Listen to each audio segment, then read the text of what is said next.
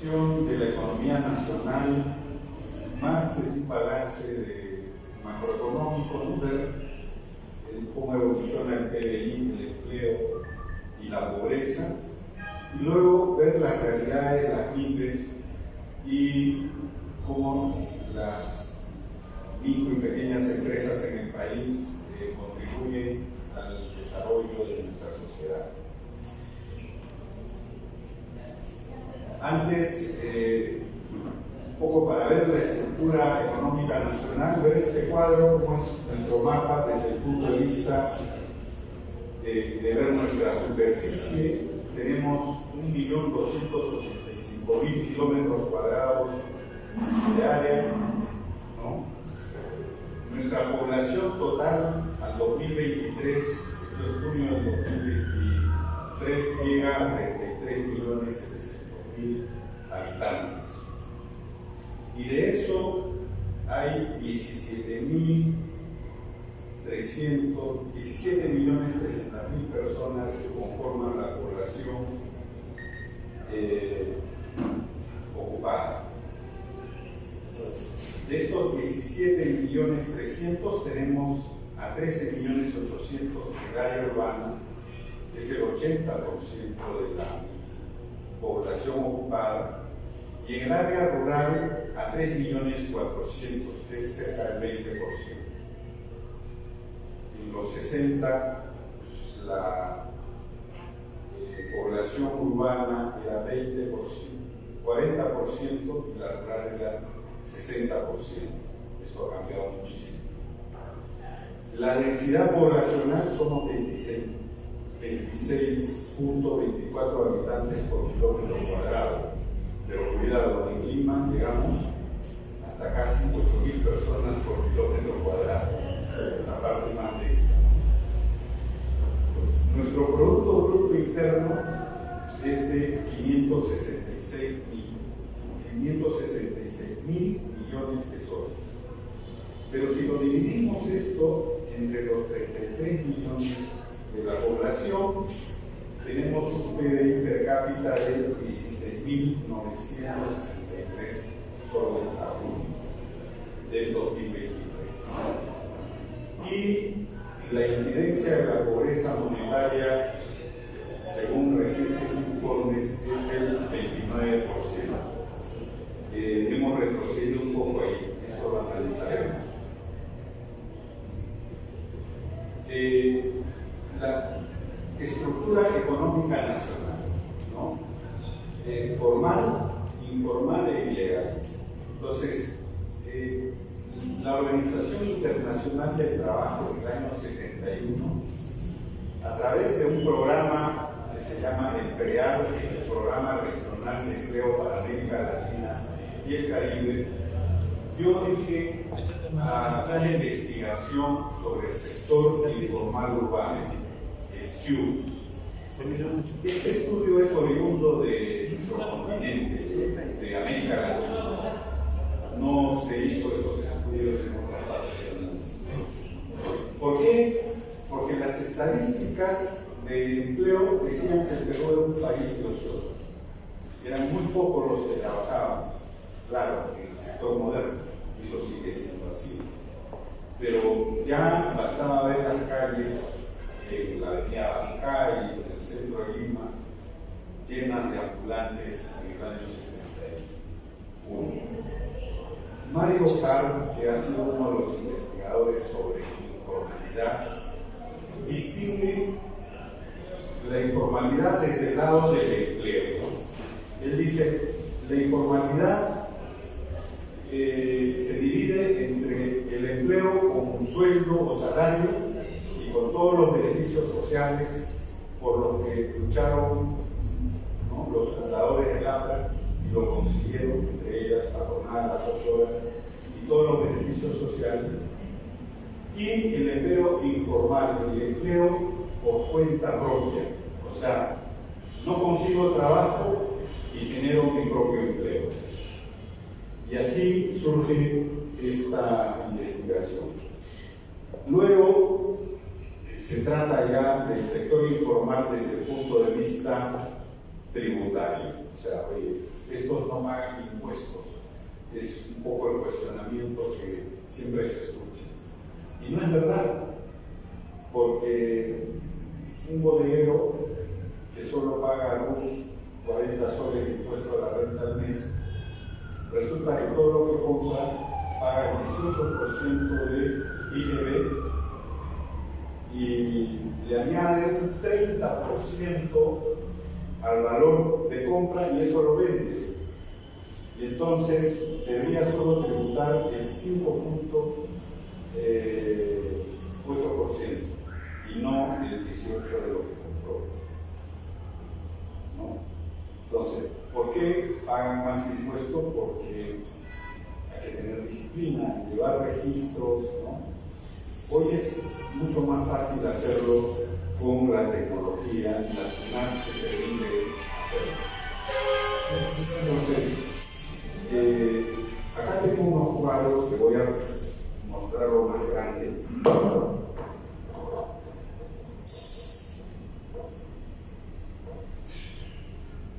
¿No? La informalidad laboral. En el Perú, al 2023, ¿no? Según los datos disponibles, esto es fuente de la OIT, de cada 100 personas que trabajamos, 68 son por cuenta propia, de manera informal, ¿no? Y en Bolivia son 81%, en Chile 27%, en Argentina 48%, en Brasil 38%, Colombia 58%, al igual que México 56.6%. Se parece mucho a nuestro país. Entonces,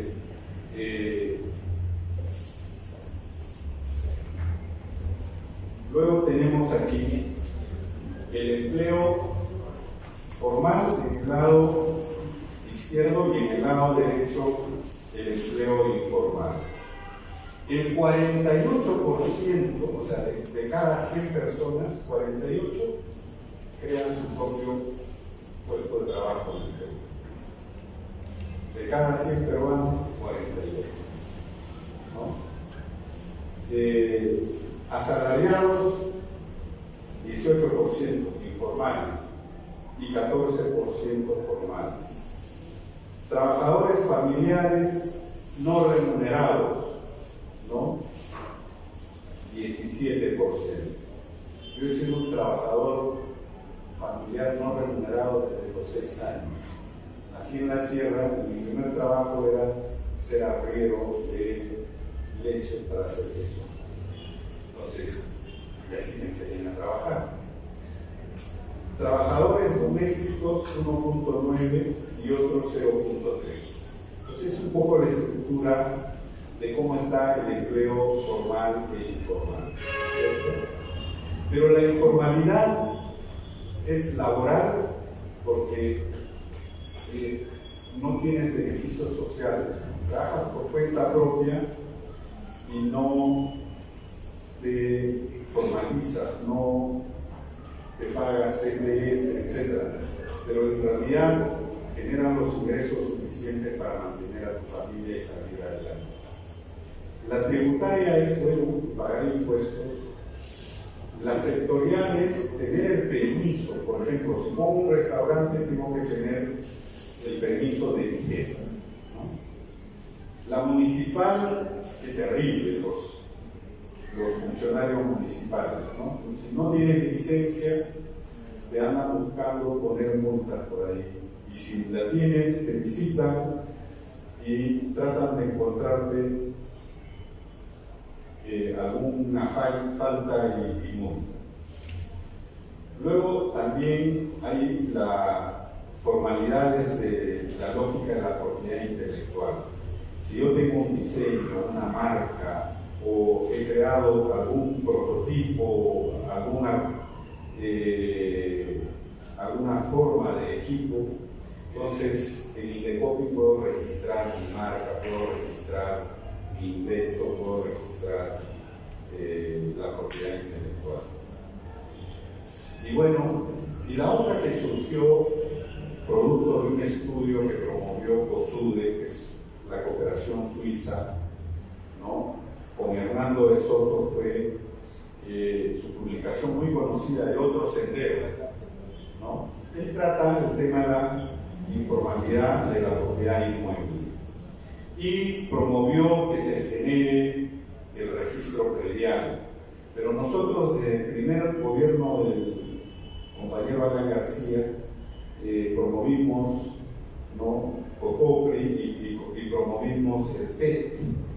COFOPRI para formalizar los inmuebles en zonas urbanas, y el PET era el proyecto especial de titulación de tierras rurales, donde el compañero Carlos Alarcón ha trabajado muchos años y tiene mucho conocimiento de eso.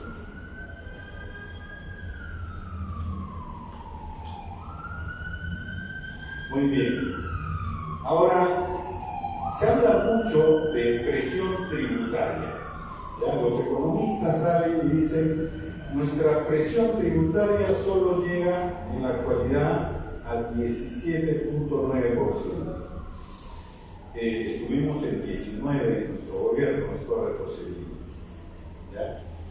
17.9%. Hay países miembros de los países desarrollados que están en 34.19% de PIB, ¿no? Y en Latinoamérica más o menos es el 21%, o sea, nuestra presión tributaria es baja. Pero acuérdense de esta presión tributaria, viene a ser lo que recauda el Estado y se queda con ella, ¿no?, para atender todo el presupuesto anual de cada año y guardar un poquito para tener reservas, ¿no es cierto? Entonces, en el segundo gobierno del compañero García, guardar reservas fue importante, y el Perú en Latinoamérica tiene las reservas más altas, con el cual se han tomado medidas monetarias y se ha defendido mejor nuestra economía.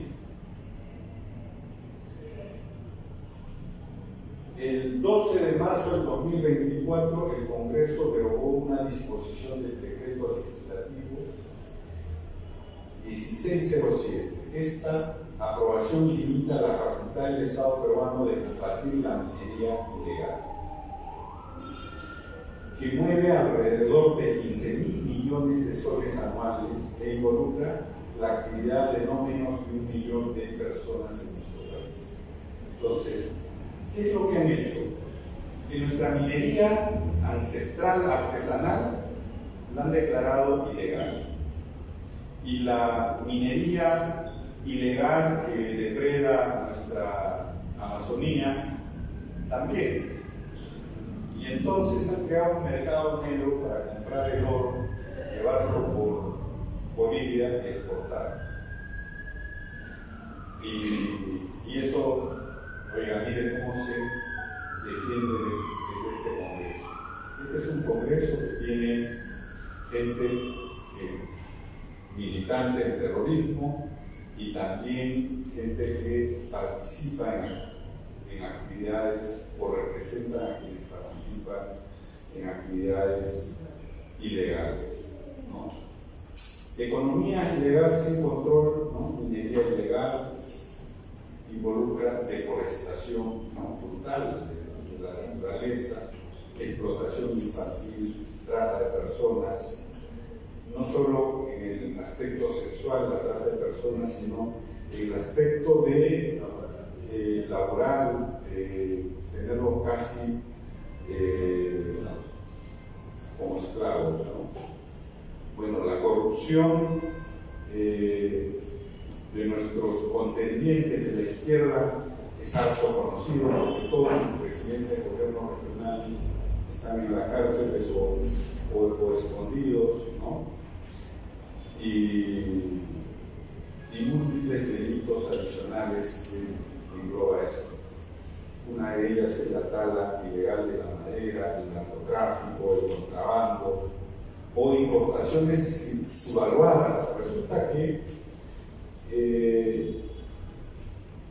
los grandes productores de la China, de la India, del Asia, producen para los mercados del norte.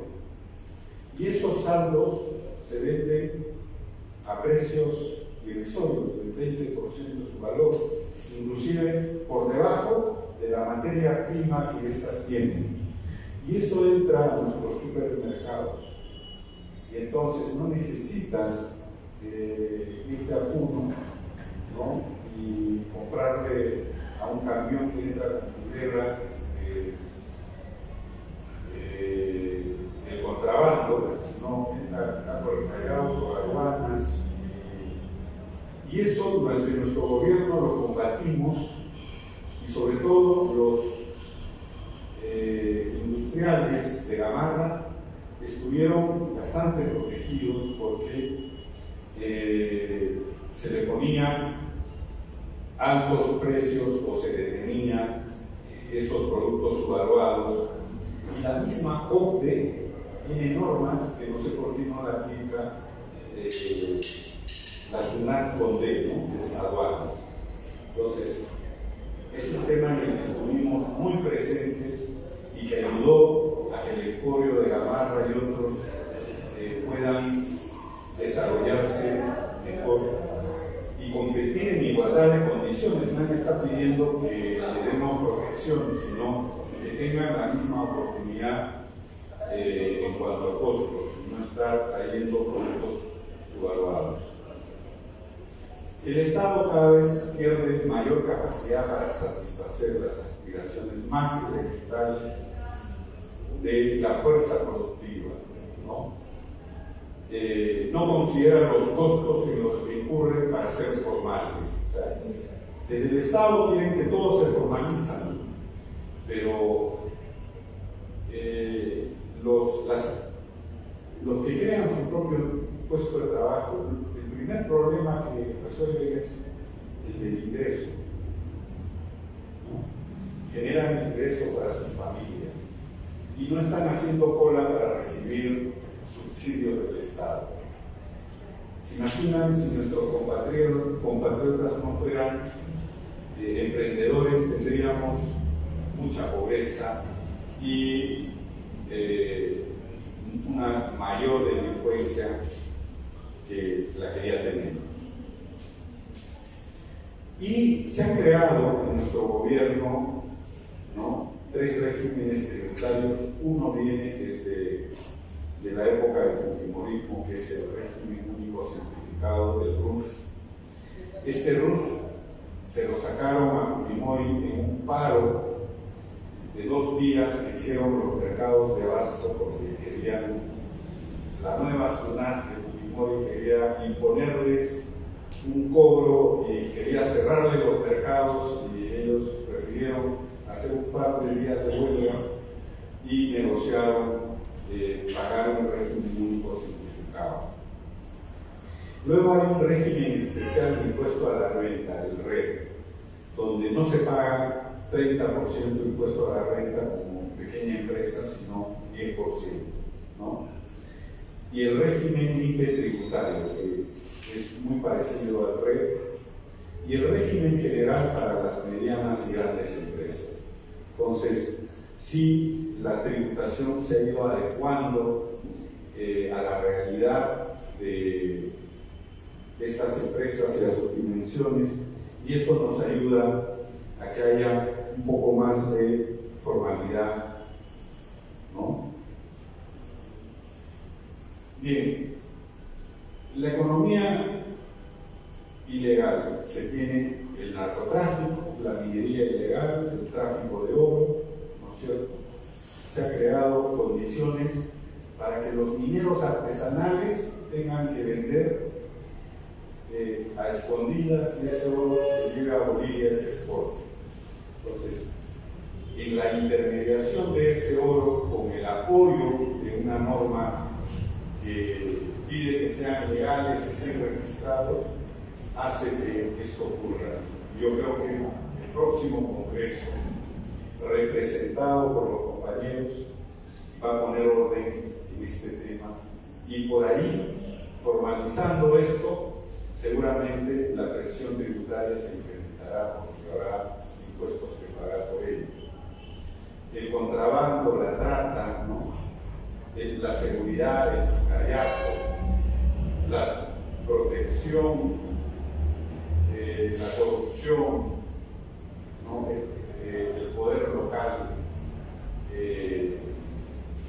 generan economía ilegal, y esto se resume como lavado de activos.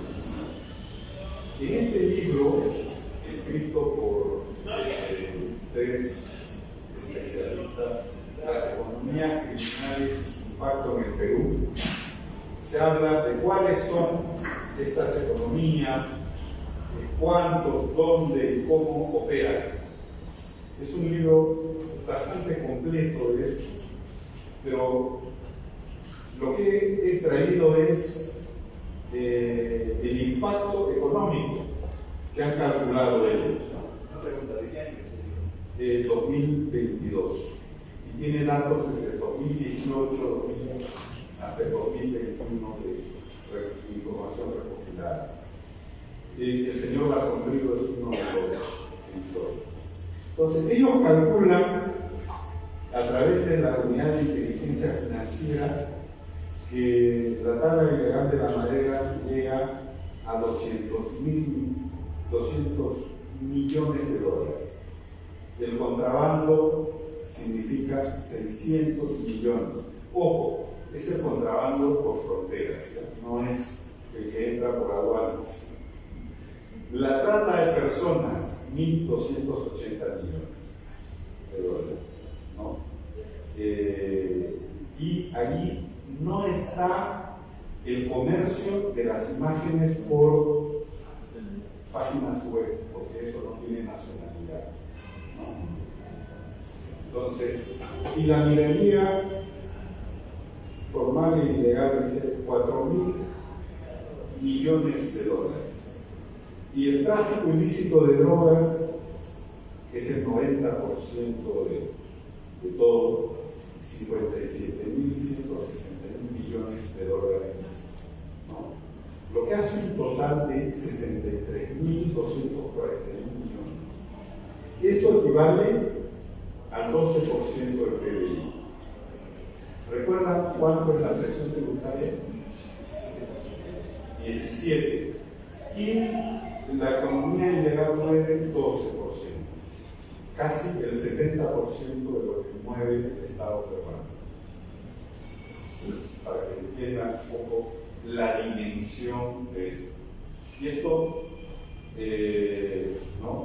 Y hay otras que no tienen datos, ¿no? La extorsión, el crédito gota a gota que ha ingresado con los venezolanos, colombianos, nada de eso está. He estado viajando, viajo mucho por la financiera tiene 50 oficinas en zonas rurales. Entonces viajé de Trujillo a Huamachuco, tomé un colectivo y él me cuenta que semanalmente le paga a los pulpos 30 soles, si no desaparece solo, no puede pasar por eso. Entonces todo eso no está cuantificado. Entonces, si sumamos todo eso, la economía criminal recauda más y por eso que tienen tanto poder y tienen tanta presencia. Pues uno de los representantes, el señor Evo Morales, tratando de financiando, ¿no?, la toma de Lima que hemos vivido hace poco, pero no pudieron. El PBI, ¿no? En 2004 lo recibimos en 5%, en 2005 6.3%, en 2006 entregamos un 7.5%, y en promedio durante el crecimiento del segundo gobierno del APRA, ¿no?, liderado por el compañero Alan García, hicimos un excelente gobierno donde impulsamos el crecimiento, y solo en 2008, en plena crisis financiera internacional, donde todos los países reportaban PBIs negativos como este del 2000, nosotros crecimos 1.1. Ese es el que hicimos. Pero ¿cómo invertimos este mayor dinero? El presidente se preparó por muchos años, estudió economía, eso me consta, y destinó el 70% del presupuesto del Estado para que los gobiernos subnacionales, gobiernos regionales, gobiernos provinciales y distritales ejecuten las obras, ¿no? Y esa dinámica hizo que el crecimiento sea, ¿no es cierto?, siempre positivo, a pesar de la terrible crisis que se vivió en el 2002. Y solo el 30% de esos recursos lo manejó el gobierno central en las grandes obras. Entonces, ¿qué hizo? Escogió los 800 distritos más pobres del Perú, de los 1.800 que había, y ahí destinó gran parte de este presupuesto. ¿Para qué? Para poner luz eléctrica, porque no lo tenía, para poner agua para todos, no lo tenía, para hacerles caminos rurales, canales de irrigación, y sacamos una ley que se llama ProCompite.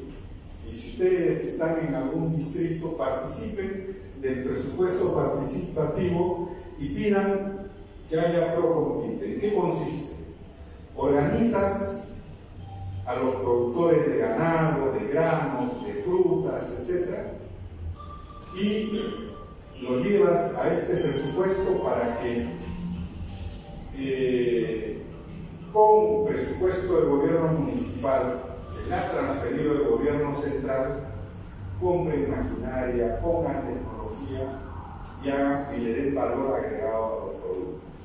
Ejemplo, el cacao.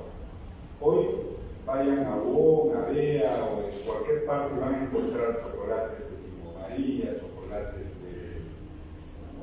de Tarapoto, etc., porque se trabajó con esos productores y se les financió tecnología para sacar esos productos, ¿no es cierto?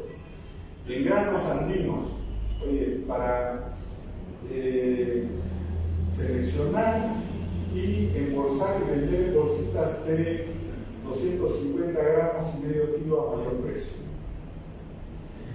Y la otra obra, que no se dice porque en la costa no se ve, es que hemos ampliado la Panamericana de Tacna a Tumbes, y lo hemos hecho de 4 carriles, ¿no es cierto?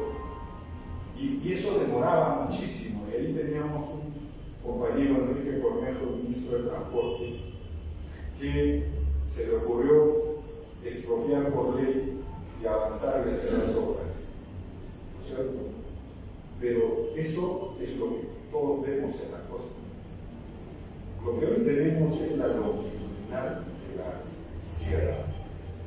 Usted, si es tan niño, agarra su camioneta, sube a Puno, pasa a Cusco, baja a Purímac, pasa por Ayacucho, de Ayacucho sale a Junín, de Junín sale a Ancash, de Ancash pasa a Trujillo por Huamachuco, llega a Cajamarca y llega hasta Chachapoyas. Y en paralelo hay otra, y eso es autopista, o sea que ya no se va a detener. Y en paralelo, ¿qué hacen? Hay una carretera Fernando de la Onde, la marginal de la selva, ¿no es cierto? Y se ha construido conectividad a estas desde las provincias.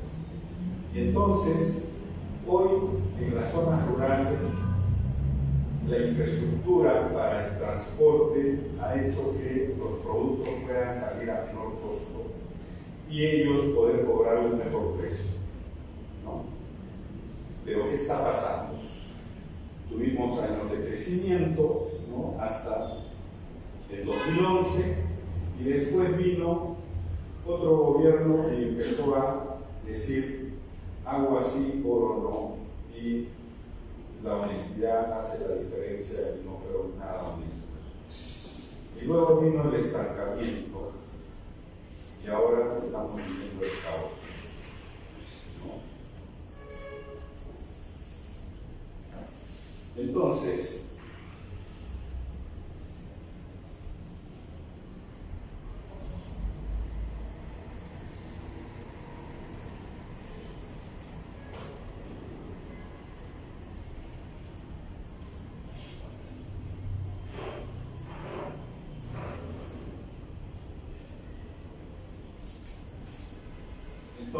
aquí tenemos un poco la variación del PBI, ¿no es cierto?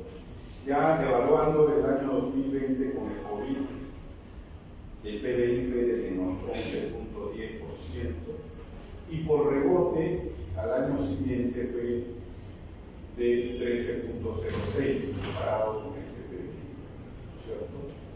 Luego, pues el 2022 bajó a 2.7 y este 2023 hemos vivido una recesión, ¿no es cierto?, la peor que hemos conocido en los últimos 20 años. Y el 2024 y el 2025 vemos con un optimismo mediocre de crecer un 3%. Podemos crecer muchísimo más. Ya lo demostramos de cómo hacerlo.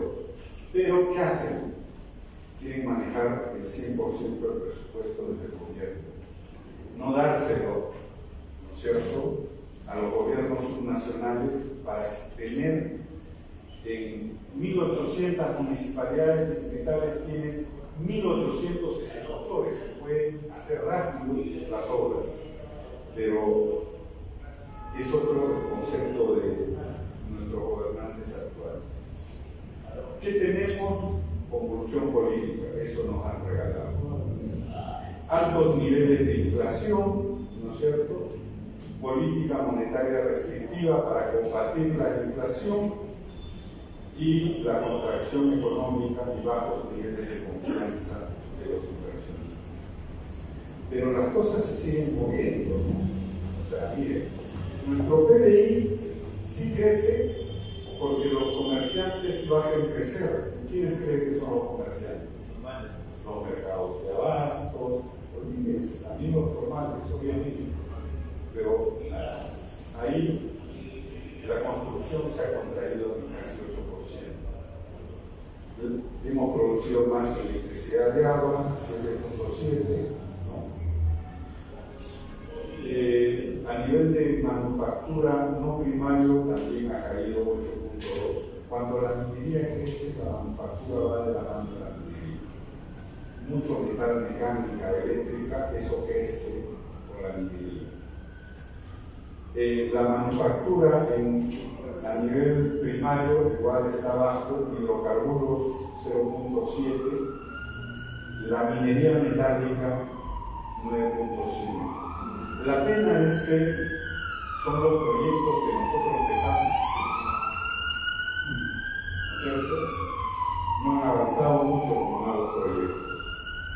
Y fue un año muy malo para la pesca por los problemas climáticos, ¿no? El Yaku, el Niño, que felizmente ha sido moderado.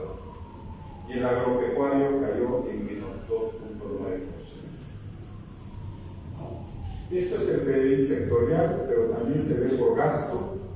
Importaciones, menos 0.9%, seguimos exportando, por lo menos 3.7% más de aporte de las exportaciones. ¿Y qué exportamos? Minerales, pero también exportamos a la industria. Y ahí también tenemos, ¿no es cierto?, la obra del primer y segundo gobierno de nuestro gobierno. Las grandes irrigaciones que ahora están productivas y exportando. El último sueño que le escuché al presidente fue Marañón. Traer el río Marañón hacia Piura, hacer 7 hidroeléctricas en el camino y irrigar una inmensidad de desierto. Eso quería hacer. La inversión pública, mira, 1.4. Qué poquito, ¿no? ¿A qué se dedica este gobierno? La inversión privada se contrae 7%. Y bueno, el consumo 3.3% y el consumo privado 0.1%. Entonces, esa es la razón de la crisis. No hay confianza para invertir, el propio gobierno tiene dinero y no sabe cómo destrabar todas las inversiones y por lo tanto cada vez nos tienen en una peor situación.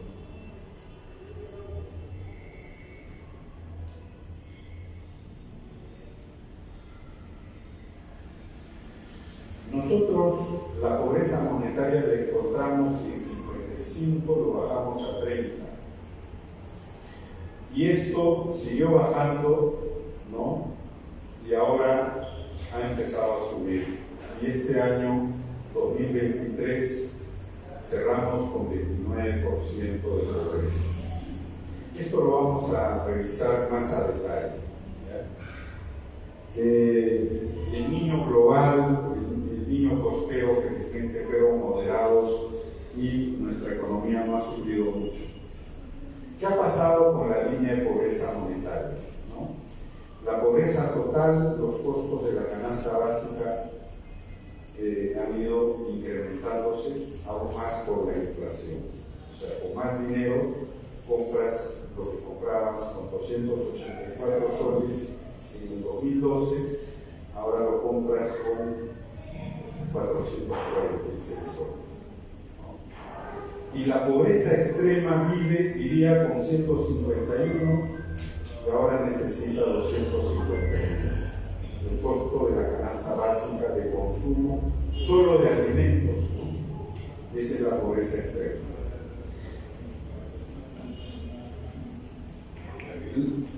A ver, 71% de no pobres, pero vulnerables 31%. Si algo más hacen mal en este gobierno, este 31 puede terminar aquí abajo.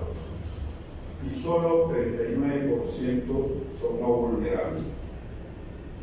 Con una canasta de 446 soles, ¿no?, de consumo por persona, tenemos 29% de pobres, no extremos 23.3 y extremos 5.7. Miren cómo descendió del 2006 de 55.6 hasta el 2011, ¿no es cierto?, de 27.8 que lo dejamos. Y eso siguió bajando la pobreza hasta llegar a niveles de 20.2 del 2020. Y ahí este es un frenazo que se ha dado, y bueno, y aquí la pandemia elevó a 30, nos recuperamos, post pandemia la gente salió a trabajar, pero el gobierno no ayuda, ¿no? Empieza a incrementarse. ¿Y cómo se ven los responsables? Pobreza total y pobreza extrema. Fujimori hizo su trabajo de 60, ¿no?, y lo dejó. Toledo, en vez de bajar, no lo bajaba, tenía el presupuesto, teníamos muy buena recaudación, muy buenos precios de los minerales, y se acuerdan que no hay chorreo, solo hay goteo. Y lo que estaba haciendo era dándole la plata, ¿no es cierto?, a Odebrecht. Luego entra el compañero García y hizo un trabajo extraordinario de bajar la línea de la pobreza. Y Humala, Vizcarra y Castillo, pues, están nuevamente elevando esto. Entonces, esto hay que comprenderlo y combatirlo, y hay que presentarse a las elecciones y gobernar, y formar cuadros también para el gobierno regional. Esto es una historia más bonita de nuestro gobierno. La pobreza rural, más la pobreza urbana hacen la pobreza nacional. De 55.6, la rural era 82.5 en 2005, ¿no? Y esa la bajamos rapidito hasta dejarlo de 56. Y eso ha seguido bajando. ¿Por qué ha seguido bajando? Porque, ya les dije, el 70% del presupuesto fue para los gobiernos subnacionales. Electrificación rural en 14.600 pueblos de 800 distritos, ¿no? Agua para todos, estas carreteras. Entonces, hoy en estos pueblos ya no se usa el hacha para cortar la madera, se usa la energía eléctrica, ¿no? Se pueden preservar los alimentos, se puede procesar, usar maquinarias. Y eso ha hecho que, miren, que la pobreza rural que llegó, el más bajo fue 40.8 en el 2019, oiga, el 2023 esté en 39.8.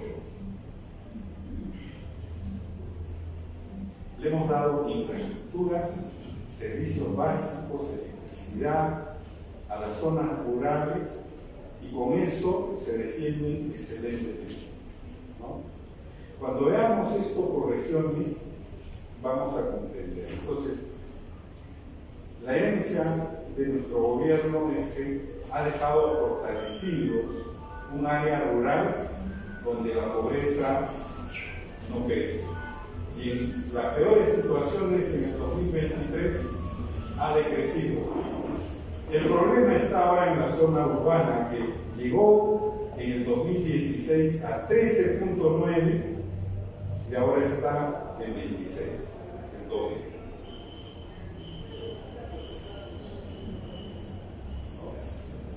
Entonces, ¿y por qué?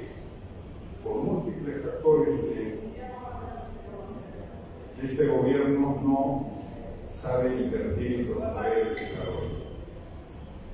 Bueno, y el número de pobres, ¿cómo es? ¿No? En 2019 habían 6.490.000 pobres. Oiga, este último gobierno nos ha regalado 3.290.000 pobres más. No más pobres en un país rico, decía, ¿verdad?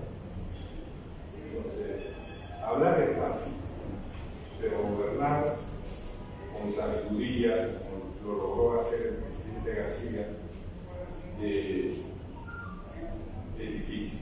Entonces, hemos pasado de 6.490.000 en el 2022 a 9.184.000 y en el 2023 a 9.780.000 pobres.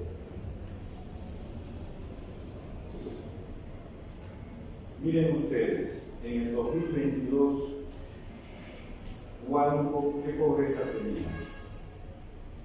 ¿Qué nivel de pobreza tenía? 42.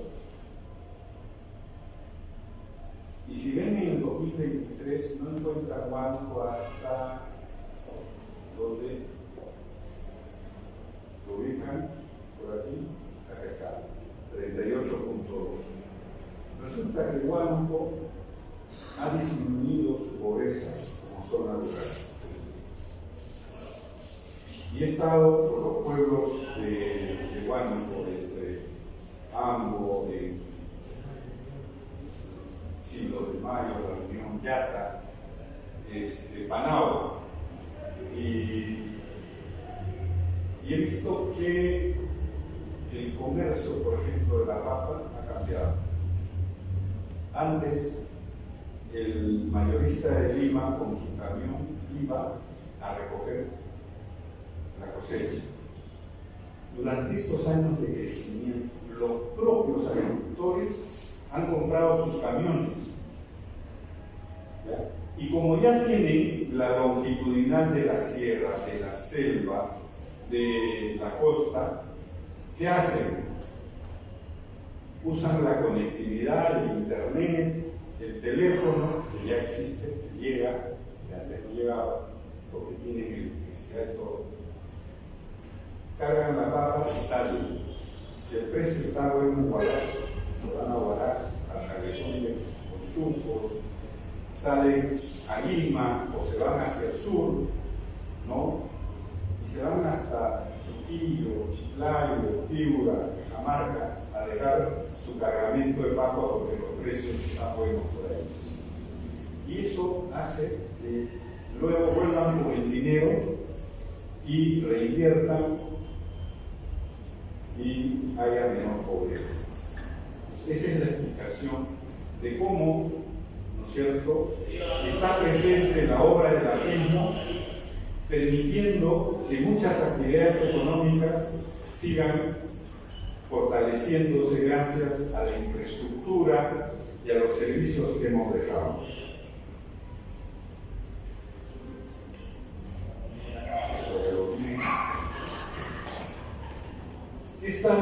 Este es un cuadro con el que trabajó el presidente García. Así de simple es el planeamiento, ¿ya? Medición de la pobreza, dimensiones e indicadores. Oiga, para combatir la pobreza, salud, educación, vivienda, ¿no?, y entorno, o sea, carreteras, acceso, servicios básicos, ¿no?, agua, desagüe, energía, empleo y previsión social, ¿no?, seguridad, conectividad. En salud, hay un libro que el compañero Iván Hidalgo y la compañera Carla García han publicado y que todos deberíamos de leer. No sé dónde está César Gutiérrez, ¿ya? Y César, le pido hacer un cuadro para hacer el resumen. Oye, ¿cuánto hicimos en salud? ¿Cuántos hospitales? ¿No? La clínica del niño, ¿cuántas postas médicas? ¿Y cuántos profesionales más se incorporaron? En educación, los colegios emblemáticos, el colegio presidente de la República, que ya tienen jóvenes que han egresado de Harvard, de Cambridge en Inglaterra, etcétera, que son hijos, ¿no es cierto?, y que provienen de estas zonas rurales, ¿no? Y también de todos los colegios nacionales. Y vivienda y entorno, que pues hemos entregado títulos de propiedad, hemos trabajado muchísimo ahí. En servicios, agua para todos, energía, electrificación rural, en empleo, ¿no?, bajamos la tasa de empleo, ahora está decayendo la tasa de subempleo, el desempleo abierto y oculto está en 7,9, ¿no? En seguridad, realmente estamos muy mal en la actualidad, y la conectividad mejoró, pero hay una brecha que hay que seguir trabajando. Bueno, y ahora entremos al mundo de las MIPES.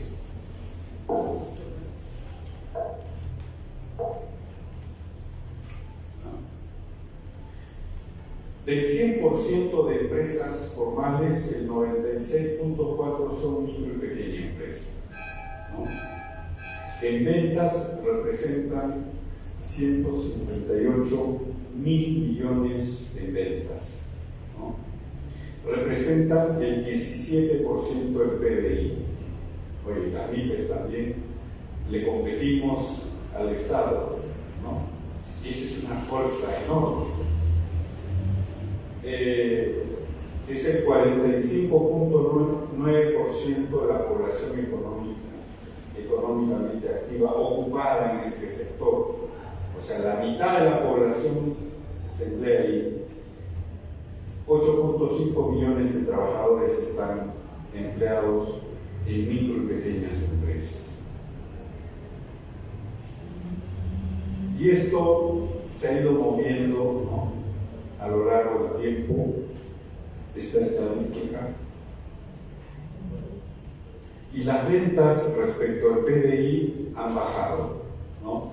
Llegaron a ser 25%, 23, 22, con la pandemia llegaron solo al 8% del PBI y ahora están en 17% en el 2022.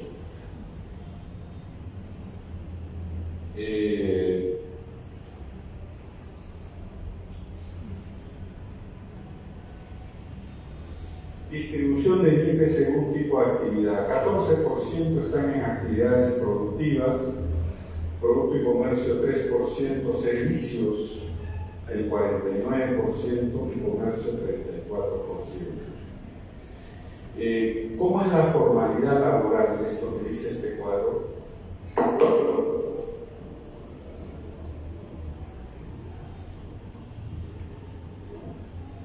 Entonces, de 2 a 10 trabajadores, el 91% es empleo informal, ¿no? ¿Por qué? Porque son miembros de la familia y 9% son formales.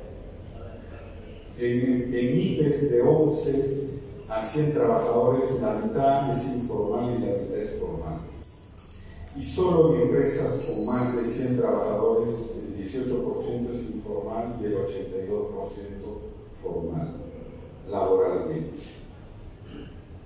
Entonces,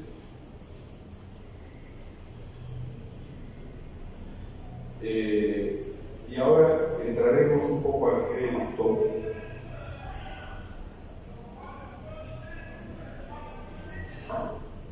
Oigan, Aya La Torre, el jefe, proponía un desarrollo por regiones, ¿no?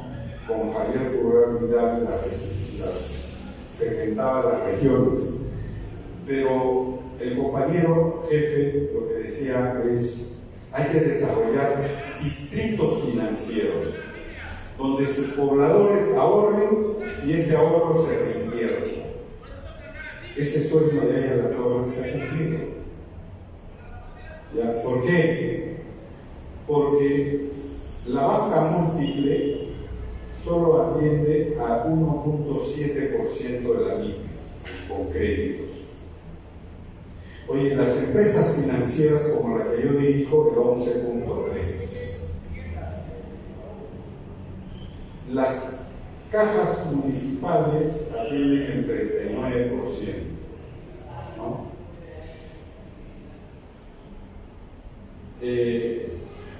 Hay una empresa muy grande en el Perú que se llama Mi Banco, atiende el 45%. Agrobanco ni siquiera aparece, ¿no? Agrobanco debería estar dando crédito a los pequeños agricultores, pues los tienen abandonados. Y cuando hubo una crisis y el presidente García dio crédito cero al agro, lo criticaron, ¿no es cierto? Dijeron que está regalando la plata del Estado. Y hoy, pues dan bonos y nadie dice nada. Entonces, estos son créditos productivos.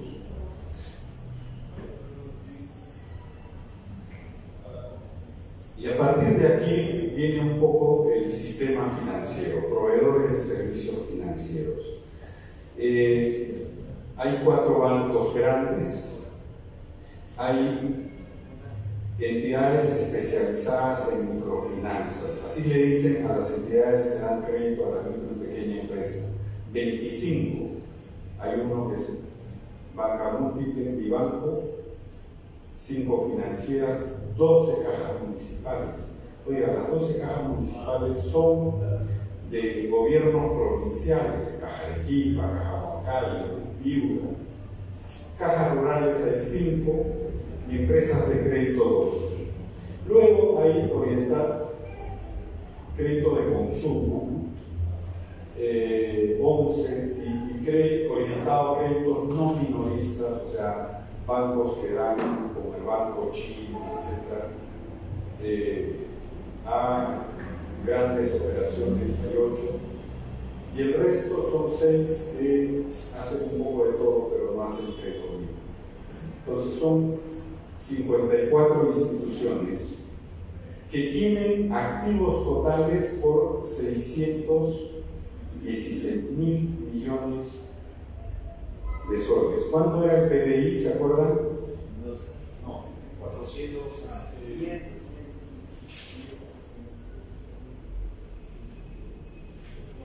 566 mil millones, ¿no? Entonces, los bancos tienen activos mayores al PBI, ¿ya? Pero lo que importa no es eso, es el crédito. Y esta es una información densa, pero bien interesante. Son los indicadores de intermediación e inclusión financiera. Los datos son de la Superintendencia de Banca y Seguros, ¿ya?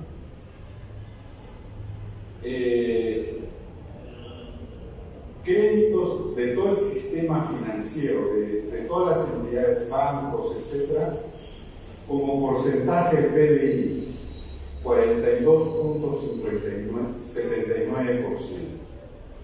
Esto hace 20 años era 26, ha crecido, ¿ya? Y los depósitos andan en 41% del PBI. Por eso se dice que la bancarización solo es del 42%. O sea, de cada 100 soles que circulan en el mercado, solo 42 pasan por los bancos. ¿Ya? Pero la inclusión financiera tiene que ver con los servicios, con acceso. Oigan, disponibilidad de la red de atención del sistema financiero. Número de oficinas han disminuido con la pandemia, habían 4.600, están en 4.200 agencias.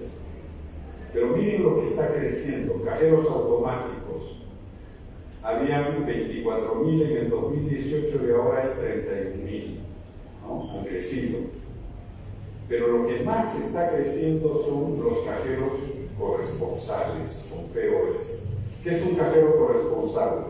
Una bodega, una ferretería, ¿no? Que pone su letrero corresponsal de PSP, de Interbank, etc. La gente. Mira, en 2018 ya había 149.000. Cuando inició nuestro gobierno no había, era cero. Y lo inventamos, y lo promovimos. Y los animamos a los bancos a trabajar. Y ahora hay 340.000 cajeros corresponsales. Número de establecimiento de operaciones básicas. Bueno, son oficinas chiquitas, no tienen mucha importancia. Pero el número de puntos de atención por cada 100.000 habitantes adultos en 2018 era 867. Cuando empezó nuestro gobierno no llegaba ni a 200. Ahora son 1.689. Número de canales de atención por cada 1.000 kilómetros cuadrados era 124, ahora hay 272. Y si hay señal, pues tienes tu celular y puedes hacer las transacciones que tú quieras, ¿no es cierto? Y eso ha llegado al mundo rural, y por eso que, a pesar de la crisis, resisten mejor que la ciudad, ¿no? Pero veamos el uso de los servicios, ¿ya? Número de deudores. De los 17 millones de personas que trabajamos ocupadas, solo en el 2018 solo 6.800.000 éramos clientes del sistema. Ahora somos 7.800.000. ¿Eso qué quiere decir? Que hay 9 millones que no acceden al crédito. Entonces hay todavía mucho trabajo por hacer y bancarizar. Número de cuentas de depósito. Bueno, puedes tener depósito, tu cuenta en muchos bancos. Número de deudores por cada 1.000 habitantes adultos. Hemos pasado de 330 a 351. O sea, que de cada 1.000 personas adultas, solo 351 tiene crédito. Esto está creciendo, esto era alrededor de 200 en nuestro gobierno, pues está creciendo. Número de deudores persona natural respecto de la PEA como porcentaje. El 43% de la PEA tiene crédito. ¿Y qué pasa con el resto? Pues hay que trabajar en ello. Estos son tarjetas libres, se supone. Y aquí vienen las cosas más simpáticas, en la profundidad de la inclusión financiera. ¿Cuánto es el crédito promedio respecto al PDI per cápita? ¿Se acuerdan cuánto es el PDI per cápita? 16.700.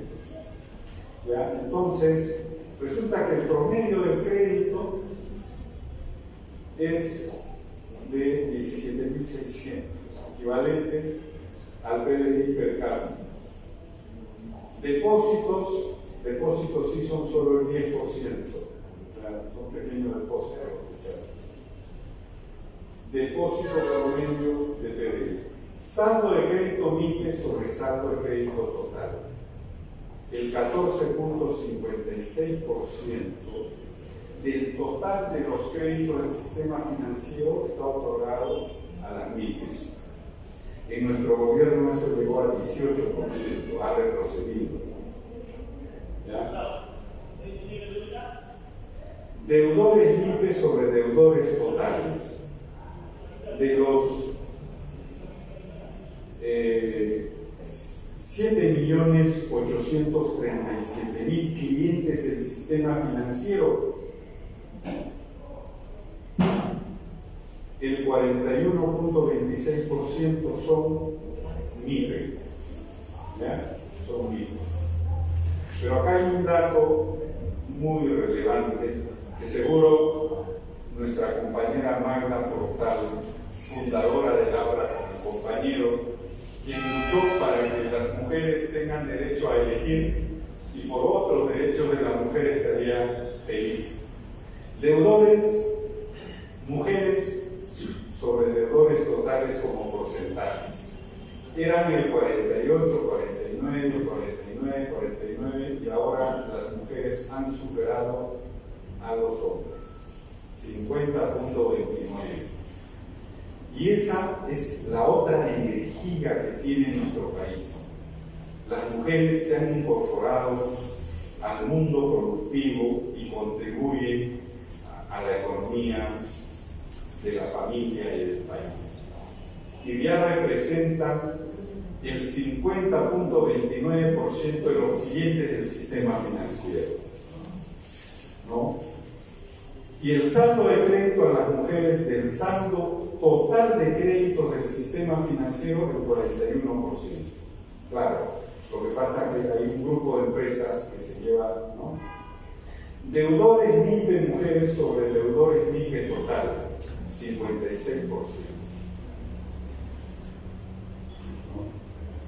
Y saldo de créditos MIPE a mujeres es el 47%.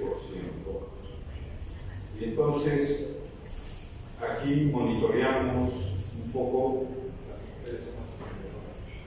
pero no solo eso. Cuando estudié en la universidad solo tuve una compañera mujer. Cuando empecé estudiando ingeniería mecánica y cuando estudié el posgrado había también una sola mujer. En el segundo posgrado las mujeres eran mayoría, éramos 24, 15 mujeres, ¿no? Y esto lo podemos ver también en los números de puntos de atención por regiones, que ya es mucha información. Quería terminar la exposición mostrándoles, esto también son la cantidad de servicios, pero es bueno ver esto. ¿Cuántos distritos tiene el Perú en el 2018? 1.874 distritos. Oye, del 2018, en 5 años, se han creado más distritos. Ahora somos 1.891 distritos. Desde el Banco de la Nación, ¿qué hicimos? El Banco de la Nación solo es banco donde es única oferta bancaria. ¿Ya? ¿Eso qué significa?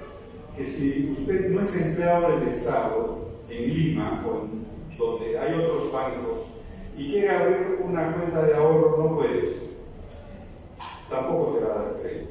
Pues es un banco recibidor, pagador, ¿no?, de impuestos y de entidades públicas y sus trabajadores.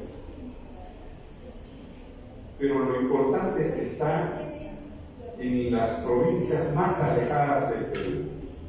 ¿Ya? Y entonces, ¿qué hicimos? Invitamos a todas esas instituciones que dan créditos a la MIPE para que tomen un escritorio dentro de la agencia del Banco de la Nación y den créditos al interior del país. Y luego, ¿qué ha pasado? Han tenido gran éxito, gran demanda, y han abierto su agencia postal. Porque al principio es caro contratar un local, poner seguridad, tener bóveda, vigilancia, recibidores, pagadores. Eso lo hacía el Banco de la Nación. Y entonces, ¿qué ha pasado? Distritos con presencia del sistema financiero de 1874, en el 2018 ya había 1531, 81%. Y ahora que hay más distritos, hay 1719. Ya el 90.9% de distritos tiene presencia del sistema financiero en nuestro país.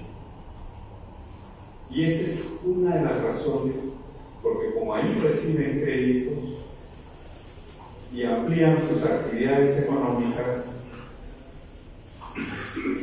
han visto cómo, ¿no?, la pobreza rural, en vez de crecer, ha decrecido en el 2023. Esa es la importancia del crédito. Y a esto es lo que quería Aida, como decía, que el crédito llegue a cada distrito. Está en nuestro ideal. Y bueno, y como agristas no hay que sentirnos complacientes, hay que hacer un plan de gobierno, ¿no es cierto?, mucho más profundo, porque los problemas no se han acabado, pues, y además surgen nuevos problemas y hay que atenderlos. Monto de operaciones en banca virtual está creciendo, ¿no? La banca telefónica, por número de operaciones en banca virtual, mire cómo ha sido el 2023, cómo crece. O sea, no hay necesidad de ir a una agencia. Distribución de créditos de consumo y a la MIPE según tipo de entidad financiera. Oiga, el sector microfinanciero y el resto. Mira, el sector microfinanciero, ¿cómo se ha metido? ¿No es cierto?, a todo el país. Y hay zonas como en Madre de Dios, como en Puno, y somos más grandes que bancos, ¿no? En Lima los bancos son más grandes, porque están las grandes empresas que toman grandes créditos en la costa, pero en la sierra y en la selva, las microfinancieras han profundizado y están haciendo un desarrollo importante. Oiga, y el ahorro, pues también la captación del ahorro, ¿no?, para poder ahorrar e invertir, porque el ahorro es inversión y el crédito es la ejecución de esa inversión. Y finalmente, una comparación internacional de la bancarización. Entonces, hay que leer esta columna: créditos OTC sobre PBI. O sea, están todas las entidades, y acá es solo de la banca comercial. Entonces, en Argentina, la bancarización a nivel de crédito solo es del 10%. Espero que Javier Milei impulse eso. Un país tan rico y carente de emprendedores y de ganas de trabajar el capital. En Bolivia, 71, es más que Perú. El boliviano es emprendedor. En Brasil, 53%. En Chile, 92%. ¿No? Pero es una economía muchísimo más formal que la nuestra. Colombia 45%, México 22%, ¿no? Está cerca de Estados Unidos, pero miren, respecto a su PBI es bajísimo. Guatemala 39%, Uruguay 25% y Perú 43%. Ese es el nivel de bancarización y hay que seguir impulsando esto a llegar pues, a niveles de Bolivia o de Chile en bancarización, ¿no? Y muchas gracias, compañeros.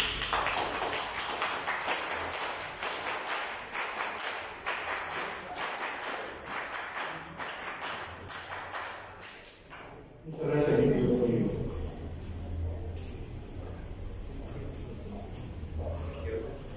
En verdad, es un tema muy importante y que se colige a lo que se hizo en el segundo gobierno aprista, el gobierno García.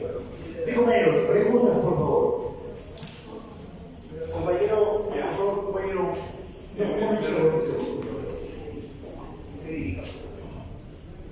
Preguntas concretas, por favor. Sí, ok.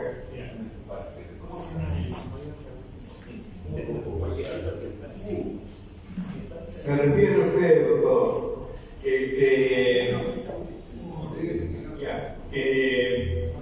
voy a hacer lo más completo posible, pero mi padre, que es artista, me enseñó a decir la verdad. Y soy honesto con ustedes. Acordémonos que Alan García apoyó como apoyó a Pueblo Enano. Entonces, sobre esa honestidad, yo le pregunto a usted, doctor, cada día que pasa, el país se convierte en un mercado de consumo que de producción. Hay que industrializar al país, al Perú, esa es la solución. Con una industria autosostenible y un desarrollo. Gracias.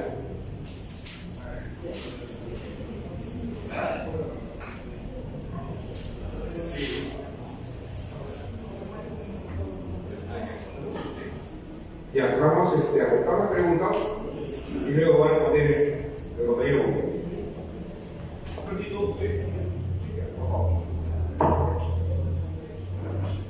Bien, felicitarlo al compañero Rodríguez por la exposición tan interesante.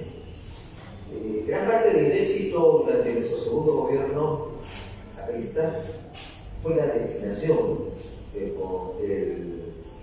economista Julio Velarde, la presidencia de Banco Central de Reserva, que hasta el día de hoy se mantiene realmente, a pesar del castillo que hizo sacarlo.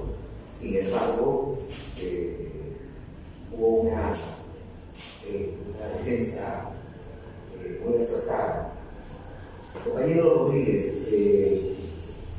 ¿por qué en el esquema financiero que usted señala hay de repente un pequeño olvido de la Amazonía? No solamente la deforestación, sino últimamente, fíjese usted que Loreto es el tamaño de Alemania, Ucayali es el tamaño de Bélgica, y tan importante es, en este caso para los brasileños, que es prácticamente un hecho que el tren interoceánico de Brasil va a pasar por Pucallpa y va a ir directamente a Chancay. O sea, Brasil mismo se ha percatado de que el Atlántico ya fue y ahora el futuro está en el Pacífico, en la China, la India, Japón, Singapur. Mi pregunta concreta es ¿por qué? ¿Cuáles son las razones por las cuales, inclusive durante nuestra segunda gestión aprista, por qué ese olvido de la Amazonía? Y usted como economista, no solamente para hacer un diagnóstico, sino cuál sería como economista que domina esta área, cuál sería su propuesta para la futura célula parlamentaria aprista. ¿Qué debe de innovarse en el sistema financiero?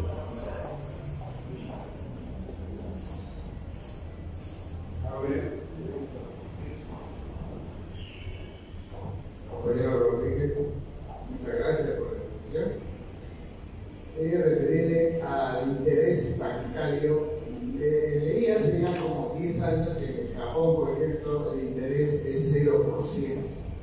para los productores, servicios, bienes y servicios. Me llamó la atención, 0%.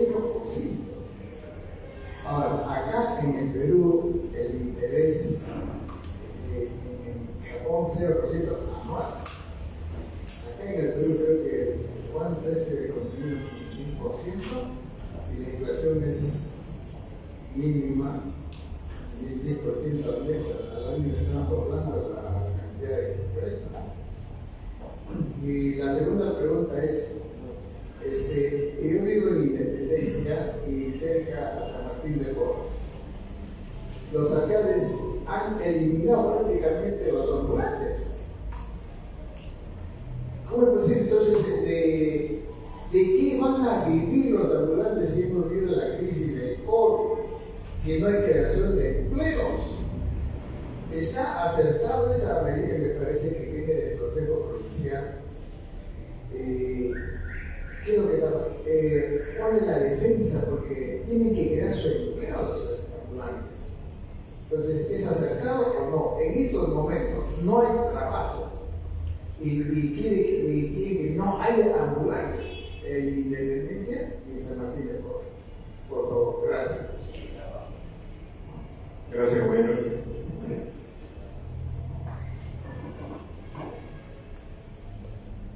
Pero para interesante su disertación, eso tiene una discusión muy clara sobre la gestión del segundo gobierno del presidente García.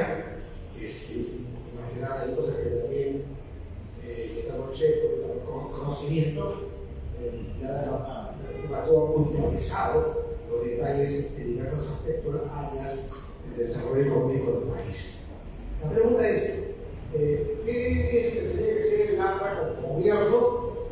La posibilidad, yo la confirme, de que llegue el gobierno próximamente. Lo que usted también ha referido esta noche, que es la ejecución que hizo Alan de crear riqueza, que no tiene que quitarle la riqueza, sino tiene que hacerlo al pobre. No. Ese es lo que se hizo en el modelo de García, segunda pregunta, y la primera, que es lo que haría es lo mesa en el caso de tomar el gobierno. Gracias. Gracias, compañero. Bueno, primero pido conmigo. Sí. Buenas noches, profesores. Yo quisiera preguntar si es factible en estos tiempos crear macroregiones y trasladar ministerios, creando los incentivos para que la economía florezca en esos lugares y unir esas macroregiones con trenes para que haya, como en estos últimos accidentes que han habido, porque las carreteras en los lugares tan angostos, unir con trenes, trasladar ministerios, porque el discurso de todos los políticos es prácticamente lo mismo de los años 80, 90, no hay nada diferente. Gracias.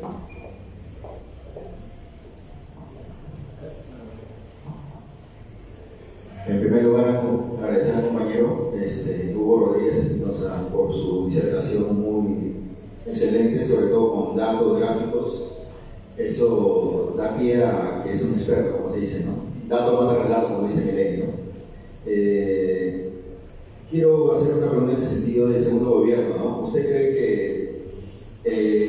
que se baje la pobreza en el Perú haya sido determinante, que se haya hecho liberalizar un poco más la economía, ¿no? Y ese creo de repente es la tendencia que se viene a partir de que haya ganado Milei en Argentina, ¿no? Porque prácticamente ha estado pintado de rojo toda Latinoamérica, ¿no? Entonces, como que se ve una tendencia que va subiendo en Bukele, en Salvador, Noboa en Ecuador. Entonces, creo que ya hay un consenso de la mayoría que se ha dado cuenta, ¿no?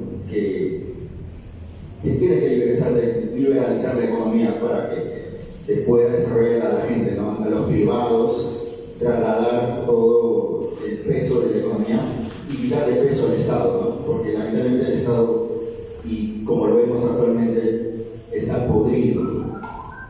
Es así, la fiscalía podría estar politizado, el poder judicial se ha politizado. Entonces la tendencia, yo en mi opinión, es de que se tiene que achicar el Estado y por el contrario elevar el nivel de los ciudadanos, ¿no? Entonces en ese sentido ¿usted cree que sea determinante que se establezca un poco más al privado, el peso al ciudadano, a la iniciativa privada, ¿no? En ese sentido va mi pregunta. Gracias. Gracias, compañero. Buenas noches, buena exposición sobre la política económica. Dos preguntas. ¿Por qué es bajo la informalidad en Chile? Segundo, ¿por qué nuestra inversión está en negativo? ¿A qué se debe? Muchas gracias. Otro compañero. Buenas noches con todos, compañeros. ¿Quién habla, compañero? Secretario Fernando Chachito. Compañero, dos preguntas muy concretas. En primer lugar, quiero saber tu opinión, compañero, cuando usted ha hablado sobre la restricción de dar más dinero a las provincias, a las regiones, sabiendo y conociendo que para lo único que ha servido es para aumentar la burocracia y para la ratería. Dos, en el aspecto estrictamente de la minería. ¿Cuál es su opinión, compañero?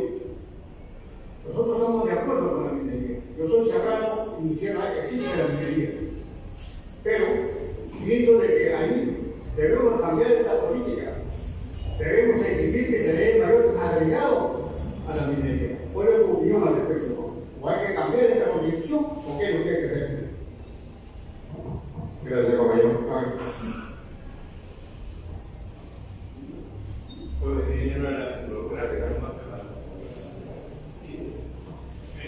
Buenas noches, compañero Hugo Rodríguez, hermano y amigo, con mucho respeto.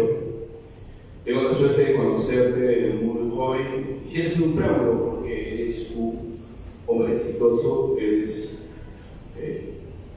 has estado en una cartera que muchos le llaman pesada por la estrategia que hay que tener para llegar ahí como ministro o viceministro. Y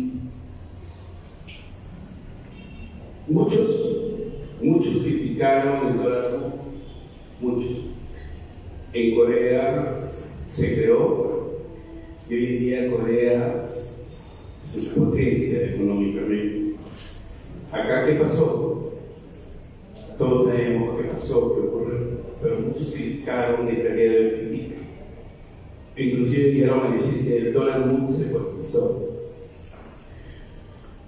La estrategia donde usted perteneció, cómo creció, cuando empieza el IDESI y lo que hoy en día es por empresa, estaba mi banco, lo que antes era acción comunitaria, desarrolla un crédito solidario.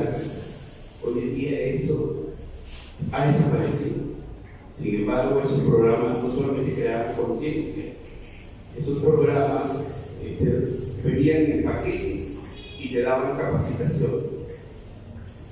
Quien era usuario o beneficiario de un crédito tenía capacitación, y eso es lo que luego vemos aquí. O sea, hay muchos logros que yo sé que usted le ha faltado mucho tiempo para poder aquí darnos un poco más de ese cambio, de esa elección, así como Carlos Alarcón nos daría sobre lo que se da, ¿no? Y esos cuadros que tienen los partidos. O sea, hay que realizar. Yo veo que hay mucha gente acá que de repente piensa, como escuchaba a alguien decir, no se le da presupuesto a tal departamento. Eso no es cierto. Lo que pasa es que esos departamentos no han tenido buenos líderes, ya sean alcaldes, ya sean presidentes regionales, o no han sabido administrar estos recursos. Usted la vez pasada escuchar en una ponencia, ¿no?, por internet, y nos decía sobre la importancia que tiene el sistema financiero donde quiera. La importancia que tiene de ser de informal a formal. Y eso es lo que le damos nosotros. Esa es parte de lo que usted ha manejado y ese contacto que se puede hacer entre ese sector informal que después pasaría a ser pyme, no se trata de los pymes. Me gustaría que, compañero, esta ponencia se repita donde usted aclare un poquito más esas estrategias con las cuales nosotros hemos sido pioneros, por favor, donde la doctrina y el pensamiento de Aya llegó, donde yo recuerdo también Cifuentes Ibarra, ¿no?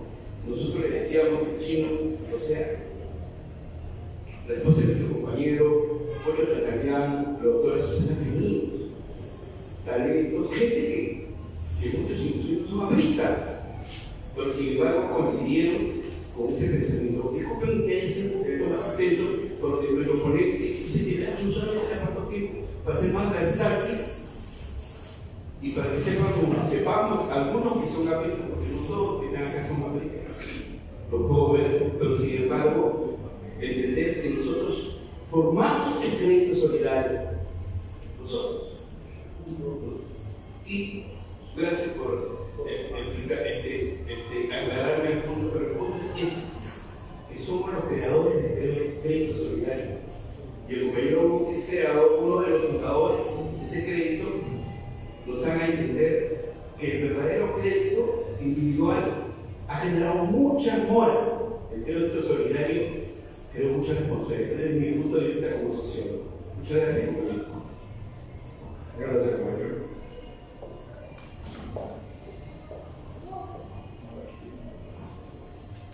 Buenas noches. De acuerdo al espacio-tiempo histórico de Aya de la Torre, mi persona lo entiende como que el APRA deberá adaptarse y deberá hacer lo que el tiempo necesita que el APRA sea. En el segundo gobierno de Alan García se derechizó, haciendo el excelente segundo gobierno que tuvo. Entonces, ¿usted no cree que deberíamos ir hacia un minarquismo, que es el achicamiento del Estado, ¿no? Y luego, ¿qué políticas o cómo usted cree que debería ser los concursos, no sé, públicos, porque los públicos usualmente son públicos, en paréntesis, pero en realidad son a dedo, como los concursos públicos en los que la mayoría ganó la empresa honesta rehabilitada de Borrini o de Leche? ¿Cómo cree usted que deberían ser, llegar a poder dar obras a ciertas empresas para que, por ejemplo, el sueño de Alan García, que usted comentó el día de hoy, de Marañón a Piura, puedan ser realizados? Muchas gracias.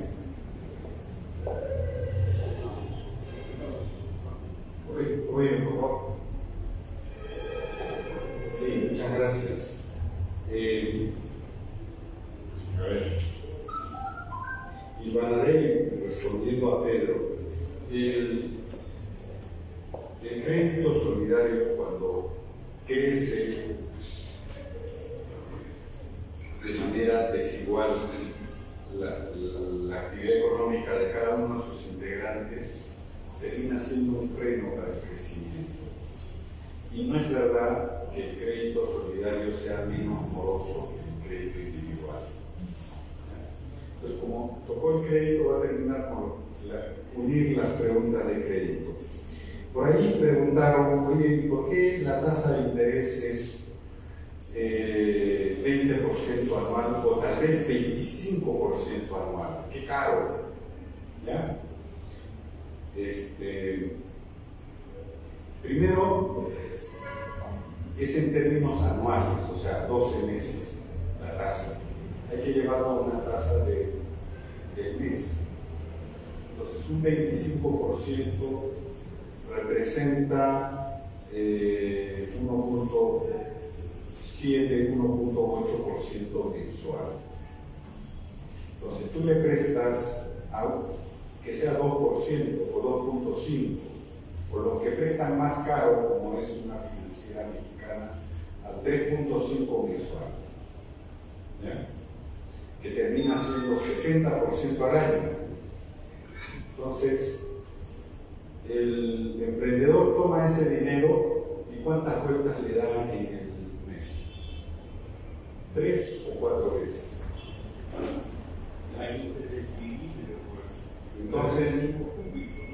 Entonces tomas ese capital, compras y añades un 30% y tú te generas un margen.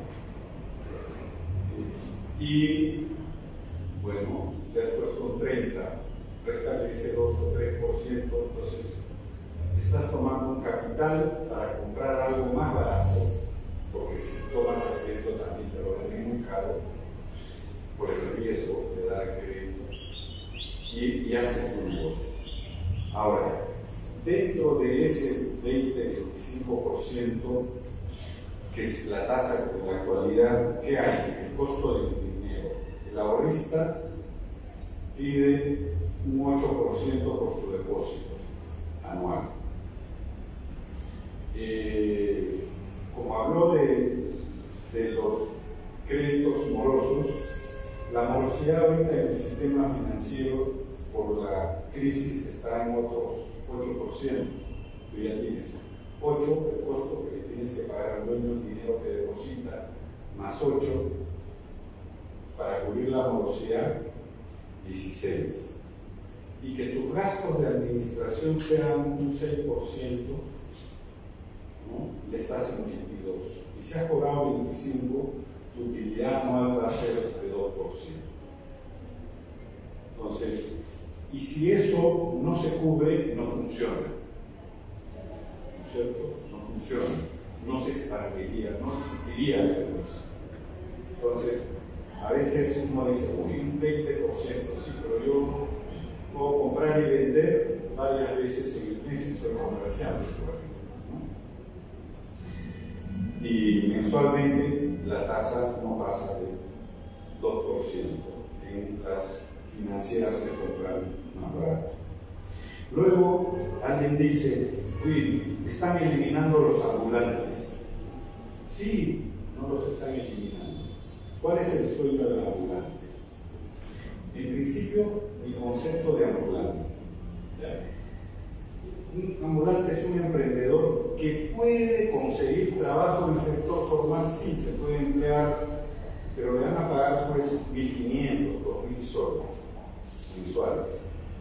Él necesita llevar de 3.500 a 5.000 soles al hogar. Necesita llevar 100, 150 soles diarios, porque hay que educar a los hijos, hay que pagar lo de la casa, eso tiene su distribución. Y entonces, ¿qué hace? En vez de trabajar 8 horas, trabaja 12, 14 y lo logra. ¿Y en qué sueña ese ambulante? ¿En estar en la calle todos los días? No, quiere tener un sector comercial. Y entonces cuando dice, oye, Alan García solo ha apoyado a los grandes capitales, los grandes supermercados. Sí, o sea, tienes la cadena de tiendas WOM, Metro, Vea, todos los chilenos que han traído la plata, los pensionistas de sus AFP han invertido en centros comerciales. Pero, ¿qué hicimos ya desde la actividad privada con el alcalde de Somos Perú, Andrade? Sacó a todos los ambulantes, nos venían a buscar para ayudarles a comprar un terreno en la avenida Argentina. Y entonces, este terreno tiene 5.000 metros cuadrados, o sea, el 40% es para áreas comunes, pasadizos, 5 por 4, 22.000 metros cuadrados para stands. ¿Stand de cuántos metros cuadrados quieren? De 5 ya. 2.000 entre 5, ¿cuánto le dan? 400, y entre 400 comerciantes podríamos comprar un terreno de 3 millones de dólares y pagar. Y ahora ya no son ambulantes, son dueños de centros comerciales. En plena pandemia, el presidente Vizcarra, ¿no es cierto?, se sintió la reina del mediodía y salió a dar orientaciones sobre el COVID. Nos tenía encerrados a todos, ¿no es cierto?, y en los asentamientos humanos sin agua, ¿cómo puede estar encerrado un verano en una estera? ¿No es cierto? Y un buen día agarra y dice: señores, el COVID está en los mercados, está en los ambulantes.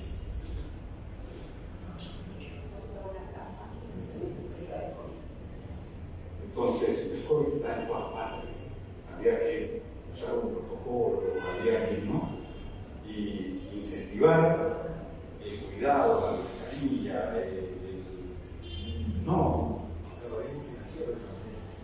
terrorismo financiero.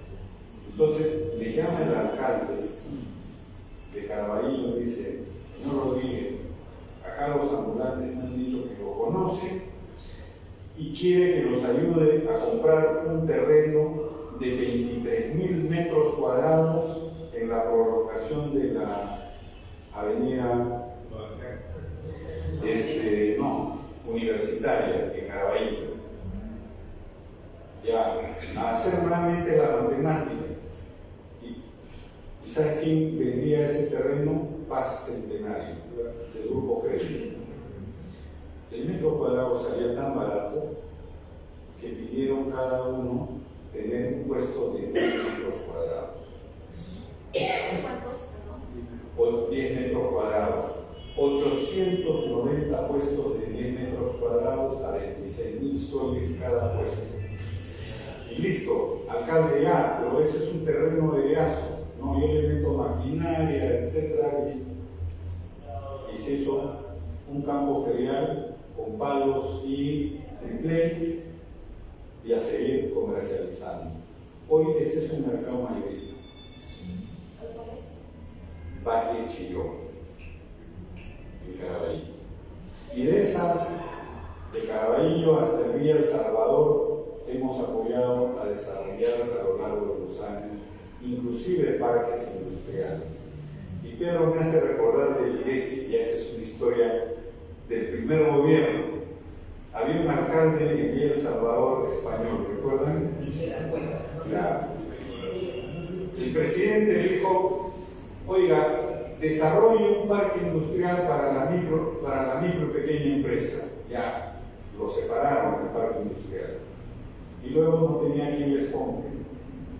Nosotros, con nuestro programa de crédito, conocimos talleristas y les financiamos que compren el terreno. Y el presidente lo llamó a Michel y dijo: oye, no te pases debido a vender a valor comercial, véndelo a valor de autovalúo. Y lo obligó. Y fuimos quienes le dimos vida a ese parque industrial en Villa El Salvador. Hicimos otra con el presidente, el parque industrial del asesor en Santa Anita. Entonces, un presidente es humano, tiene poder, pero necesita gente que le ayude a hacer cosas. ¿Ya? Y no duden de Alan García, que era un hombre de izquierda democrática como somos los apristas. En mi idea, demasiado francés, muy respetuoso, muy de querer unir.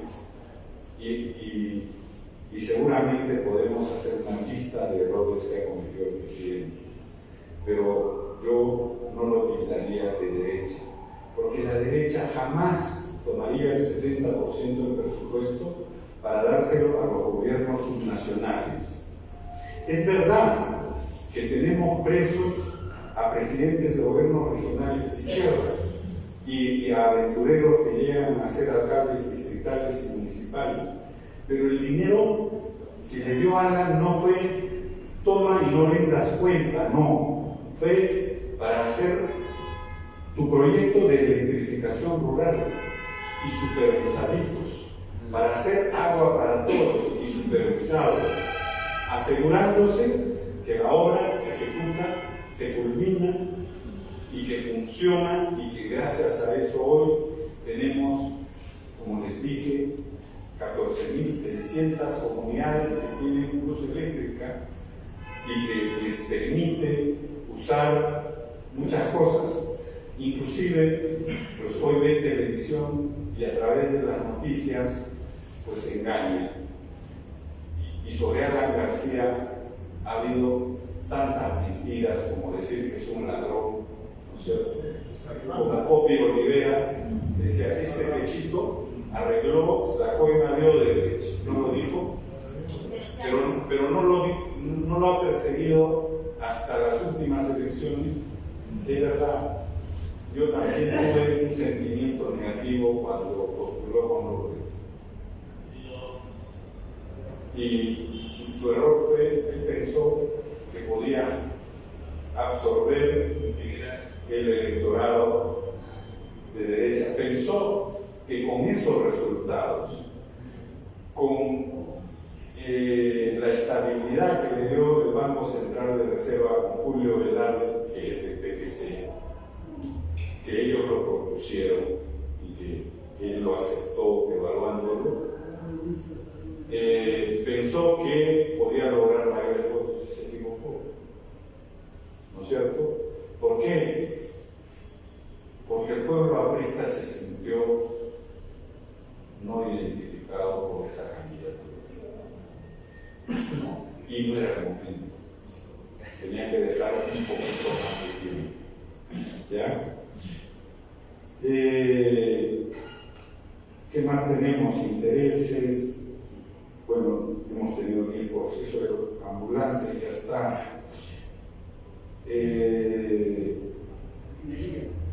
La minería. Nosotros, el presidente ha defendido la minería artesanal. Quien ha destruido la minería artesanal tradicional es Ollanta. ¿Recuerdan ustedes que un patrullero de la policía de Palacio de Gobierno fue filmado en la puerta de un hombre que compra y vende oro? Que fue un escándalo. Pues habían dado esta ley de formalización de la minería artesanal y con eso lo que han hecho es el que no se formaliza, que paga sus impuestos, etcétera, y con unos requisitos que te demoras en obtener, tener a disposición el poder comprar el oro a la mitad de precio, juntarlo, llevarlo a Bolivia y desde Bolivia exportarlo. Si ustedes ven las exportaciones de Bolivia, desde un año y medio después del gobierno de Ollanta, resulta que Bolivia es un gran exportador de oro. El oro de Madre de Dios, el oro de Puno, de Ica, etc. Ahí hay toda una economía criminal que han montado y que se exporta desde Bolivia. Y a Bolivia no solo va el oro, van las camionetas robadas y no tienes problemas en que te den la placa boliviana. O sea, han legalizado la economía criminal allí. Somos, Milei y Bukele. Bukele es un hombre de izquierda, tremendamente religioso, ¿ya? Pero se desengañó de los que lo acompañaron en la izquierda, ¿ya? Entonces, pero su vocación es un hombre de izquierda, con unos reflejos, una capacidad de comunicación y que está enfrentando, ¿no es cierto?, un desarrollo magnífico de El Salvador. En cambio, Milei sí es un libertario, cree en el libre mercado, en la libertad. Y el aprismo cree en pan con libertad, que es distinto. Y eso es lo que ha promovido el presidente en su gobierno, ¿no? Y lo intentó hacer mejor en el primer gobierno y la coyuntura inflacionaria y los empresarios que le sacaron la vuelta destruyeron ese gobierno, pero el segundo lo hizo como una obra de relojería. Y por cierto, yo he tenido acceso a trabajar con él y me decía: Hugo, quiero ir a un mercado a las 6 de la mañana, hacemos un programa desde ahí. Pero después de eso, un caldo de gallina y un pan con chicharrón y su café. Yo me iba al mercado, coordinaba, las damas preparaban. Siempre he querido estar al lado del pueblo y pues he tenido la oportunidad de tratar con él. Y nada, seguiremos siendo un partido de izquierda democrática, está en nuestro ADN, y propugnaremos el pan con libertad. ¿Cuál es su propuesta legislativa, compañero? Ahora, debemos ir a un congreso, ¿no? Pepe Delgado era un hombre en que en su juventud andaba con Aya y lo cuidaba. Nos ha unido en Nacho, ¿no? Y luego han habido eventos en cada región. Hay un renacer, necesitamos ir a un congreso y en ese congreso revisar nuestro programa y nuestro plan. Así lo hemos hecho siempre, ¿no es cierto? Y entonces yo veo al compañero Pedro Panta haciendo esta capacitación y van extrayendo, ¿no es cierto?, lineamientos y seguramente Carlos Alarcón, así como ha escrito el libro que lo ha dedicado, ya está mi querida esposa acompañándome, ella lo tiene. Ahora pues ya basta de escribir historia, escribamos propuestas, Carlos. Y el compañero Panta, presidente del Tribunal Electoral, ayudará a que esto se haga como debate. Y luego esas propuestas tienen que ir a un plan de gobierno y los que sean congresistas, para esto tenemos muy buenos representantes como Mauricio Mulder, que nunca quiso ser ministro porque él decía: mi virtud es la palabra, el debate, lograr las leyes. Necesitamos renovación, juventud, cambios. Compañero, cuando Carlos me invitó a esta disertación, le di 25 nombres de jóvenes que he conocido en diferentes momentos en el partido y en el gobierno, que son afristas y que a los que hay que llamarlos y darles el espacio, ¿no es cierto? Y juntos, ¿no es cierto? Y ahí es donde veremos a nuestros líderes actuales para asumir su responsabilidad. Para asumir, ¿no es cierto? Entonces, y tenemos, y son brillantes, son profesionales. Lo que pasa es que se interrumpió el proceso de llegar al Congreso cuando no nos pudimos inscribir con la candidatura de la compañera Nidia, y eso hay que superarlo. Y hay que trabajar porque nos la hicieron pues con la tecnología, ¿cierto? Entonces nos da la impresión que solo vemos a los mismos, ¿no? Nos da la impresión. Pues cuando se abran estos espacios y estos compañeros lleguen al Congreso, es la primera ventana donde se les va conociendo, y luego cuando logremos un tercer gobierno, pues los veremos a ellos. Entonces, es eso. Yo empecé en la juventud, en el CEA, el Comando Escolar Artista de Ricardo Ventino, en el segundo de secundaria. Nosotros somos de rima tradicional. Y luego pasé por la juventud, viví 25 años y pasé a respetar el reglamento de la JAP. Y luego me he dedicado a esta actividad que me apasiona, que es trabajar con el sector de la micro y pequeña empresa. Entonces, yo no pretendo, por ejemplo, disputarle un espacio a estos jóvenes, que son brillantes, muy buenos. Hay que darles espacio. Pero también el presidente García, a ellos se dirigía y les decía: no les veo el hambre de querer asumir, ¿no es cierto? No esperen que te entreguen el poder, vengan, luchen, peleen por ella.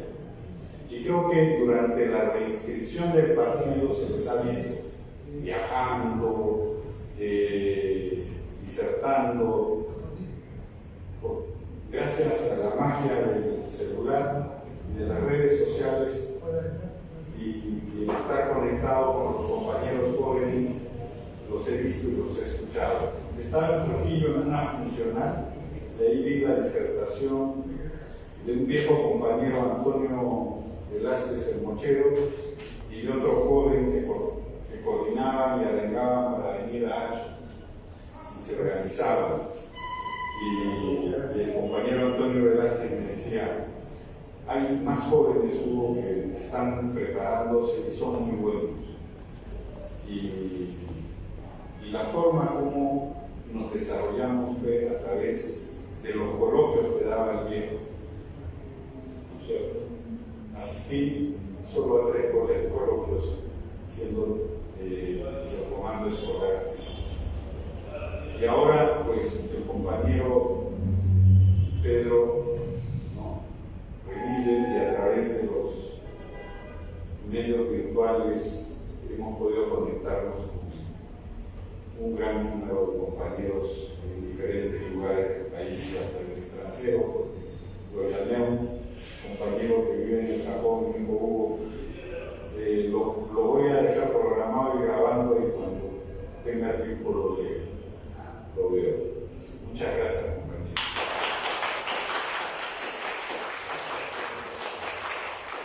Muchas gracias, queridos compañeros. Siendo ahora, vamos a dar por concluido, agradecer a cada uno de ustedes, a los compañeros de la red, a compañero Hugo Rodríguez, compañero Rómulo, compañero Carlos y todos, a los compañeros dirigentes también presentes de diferentes bases, dirigentes de sectores. Muchas gracias por su presencia. Amigo mío, vamos a entrar nuestra marsellesa presta a la voz de 3. 1, 2, 3. Pasado vergonzable, nueva doctrina insurge ya, que si ya realidad liberante, que ha fundido en Cristo la verdad, que ha fundido en Cristo la verdad, tatuaremos con sangre la historia.